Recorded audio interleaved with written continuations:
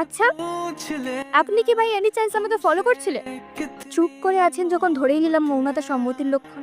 দেখুন, কাল থেকে আপনি আমাকে আর ফলো করবেন না, ঠিক আছে?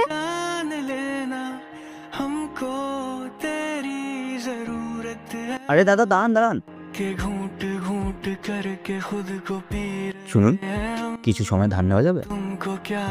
চুপ করে আছেন যখন ধরে নিচ্ছে মৌনতা সম্মতির লক্ষণ। এটা রাখুন, পড়বেন, আর না ভালো লাগলে ফেলে দেবেন। আর চললাম, দাদা এখানেই নামবো। আজ অনেক সাহস জুগিয়ে সত্যি কথা বলতে এসেছি।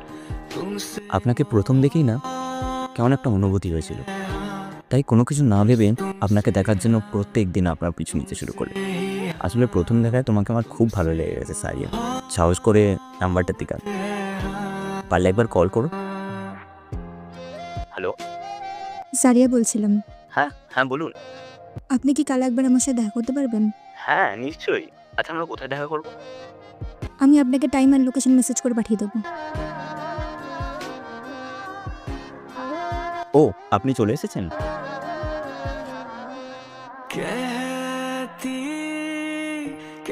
দেখুন, খুব ভালো করে দেখুন। খুব ভালো লাগছে তো? আর কখনো চিঠি লিখবেন আমাকে? কি হলো বলুন।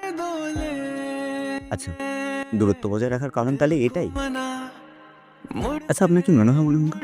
আমাকে দেখতে ভদ্র নাও হতে পারে, তবে আমি কিন্তু অন্য চিন্তাধারা মানুষ। আর প্রথমবার তো আপনাকে পুরোপুরি দেখতেও পাইনি, শুধু ওই চোখ দুটোই দেখে, আর তাতেই আপনাকে ভালো লেগেছে। আর যখন আপনার ওই অভিমানী গলার আওয়াজটা শুনলাম, এমা আপনি কাঁদছেন কেন? আমি কি ভুল কিছু বলে ফেললাম? আমার শরীরটা খুব খারাপ লাগছে, আমি বাড়ি যাব। আমার উত্তরটা তো দিলেন না। ও, এখন ওই দাগটা নিয়ে ভাবছেন? দাগ তো চাঁদেও থাকে। রাখুন তো আপনার ওই ফিল্মি ডায়লগ। এমা না না, আমি সত্যি বলছি। দেখুন না, গড়ে তো আর ওই 17,155 দিন বাঁচবো।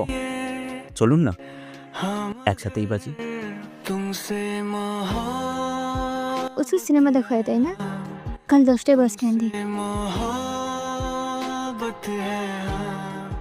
बस तुमसे हाँ, तुमसे ही हाँ, तुमसे मोहब्बत है।